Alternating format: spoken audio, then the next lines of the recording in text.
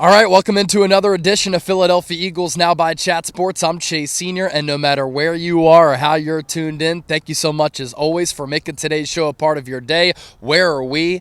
We are at Lincoln Financial Field, outside of the home of the Super Bowl 59 champions. How beautiful does that sound, and how beautiful is that banner behind me? Not just one Lombardi Trophy on that banner outside of the link, but two, after the Eagles throttled the Kansas City Chiefs on Sunday in New Orleans. Now, coming up here on today's show, just want to do something a little bit different. You always see me on camera talking Eagles, passing along news, analysis, opinions. You see producer Chip from time to time, and we interact with the audience all the time. But I want to give you a behind-the-scenes look and feel for what it was like to cover the Philadelphia Eagles in New Orleans for Super Bowl week, and some of the things that I gathered and noticed, which resulted in the Eagles winning the Super Bowl. And how great is this?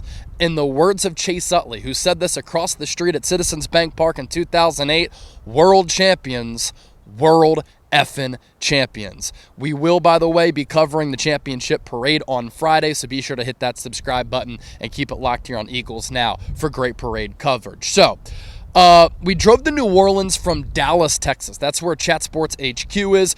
I don't just cover the Eagles. I have duties covering the NBA, NFL, and we are a major digital sports network on YouTube, kind of a hybrid between ESPN and Barstool if they were to have a baby. We'll pass along news and analysis like ESPN, but as the real ones know, we'll have some fun on air, crack some beers from time to time. And so that's where we're located and where our network is. We have about 15, 20 studios at our studio in Dallas. So we drove on Sunday from Dallas to New Orleans, and we're a content factory here at Chat Sports. So as I'm driving, producer Trace, Chip are in the back, and we're recording all types of videos and content from the car ride to put up on Eagles Now because the content never stops. We get to our Airbnb on Sunday night after we took down some delicious po' boys. And in New Orleans, in Louisiana, you have to take down some great food because the delicacies are absolutely awesome. It's just part of the culture. And so we get to the Airbnb. We set up a studio actually at the Airbnb so that we can have another option outside of Radio Row to record shows from. Chip and I went live from the Airbnb a couple of times. And again, you got to keep the content going, especially during a big week like Super Bowl week. And then on Monday morning, we wake up early and we set up on Radio Row, which is a wild scene. For anybody who's been there, you know what I'm talking about. If you don't, Radio Row is very famous, historic, fun, and crazy because radio stations, podcasting networks, television stations, digital sports networks, media personalities at low, intermediate, high, mainstream levels are all there covering the Super Bowl week. You also have a bunch of people coming from every pocket of America and worldwide to cover the big game as well. And when you're walking around, it's a who's who of celebrities. You'll see Stephen A. Smith, you'll see Bert Kreischer, you'll see the Pat McAfee Show live, Kay Adams Show,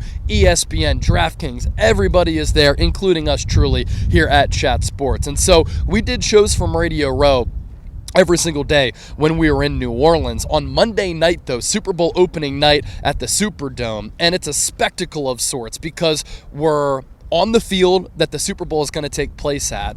You're in front of the Kansas City Chiefs and the Philadelphia Eagles. There are fans in the stands. There are introductions for the team. Fans really get into it. And this is really where you see a lot of international media outlets and personalities asking all types of questions. And then you'll see celebrities roaming the field as well, trying to get players in a spot where they can crack a joke or say something funny. And so that's kind of an inside look of how opening night goes, and a lot of you have seen that televised and whatnot. What I learned from the Eagles that night, very interesting. Asked Howie Roseman about his motivation for the historic 2024 offseason that he had, in which he just crushed it in free agency and in the draft. He said Philadelphia outright was embarrassed by how they ended the 2023 season, 6 of 7 games in which they lost, the collapse, and then losing, getting embarrassed in the wild card round against Tampa Bay. And Howie said, you know what? We knew that we needed to make changes. And boy, oh boy, did he do that.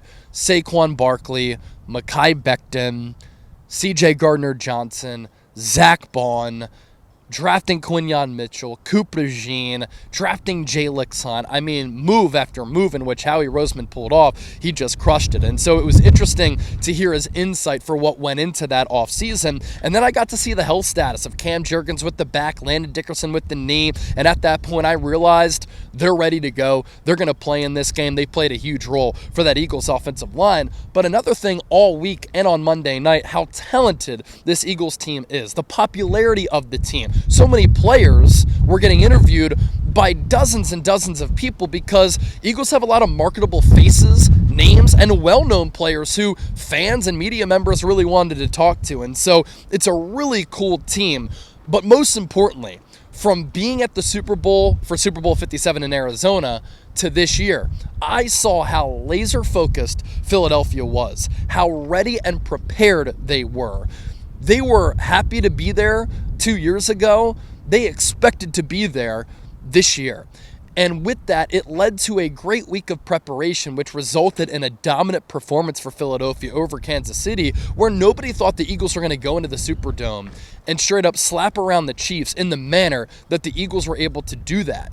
And in being around the team all week, you just sensed how hungry, starved they were, how laser focused they were in trying to win this game, and it resulted in just a dominant effort for Philadelphia. The Chiefs did look confident. They were going for 3 rings in a row, but they were a little bit cocky. They were a little bit loud, whereas the Eagles were a little bit more reserved, and Philadelphia smacked them. Tuesday through Thursday, for us, we're getting so much content for our Eagles channel, our Chiefs channel, but also channels across Chat Sports and for our main Chat Sports channel, right? And so we have access with media credentials to go to the Chiefs Hotel, the Eagles Hotel, and you have an opportunity to stand from where I am to where you are, watching the show from where this camera is set up, and I'm interviewing all types of Eagles players, all types of Eagles coaches. We put up those interviews all throughout the week, long-form content, short-form content on our YouTube Shorts page, and to be able to have that access to interview players, to talk with them, to get a gauge for how they're feeling, to see that aforementioned focus going into this game, I just felt so confident going in that the Eagles were going to be able to win. Now, prior to going to New Orleans, I picked them to win the Super Bowl. But then being around the team, I'm like, I think the Eagles are really going to bring it, and I think that they can play very, very well and up to their standard.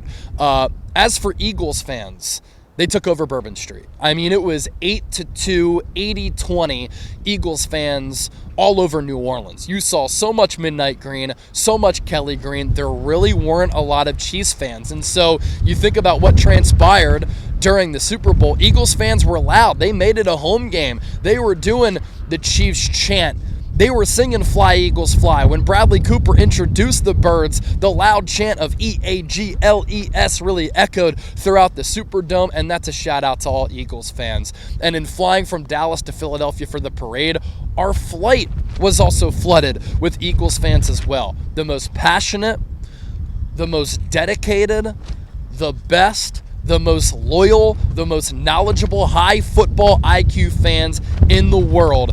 And it is a blessing to be able to see fans everywhere celebrate the Super Bowl championship. And now about 1 million people are going to be on Broad Street, not far from where I am right now, outside of Lincoln Financial Field, to celebrate that second Lombardi Trophy coming back to Philadelphia. And it all culminates in a parade down Broad Street. As for our watch party, appreciate everybody who tuned in for Super Bowl 59, more than 1 million views, and to see the Eagles curb stomp the Chiefs, it was glorious.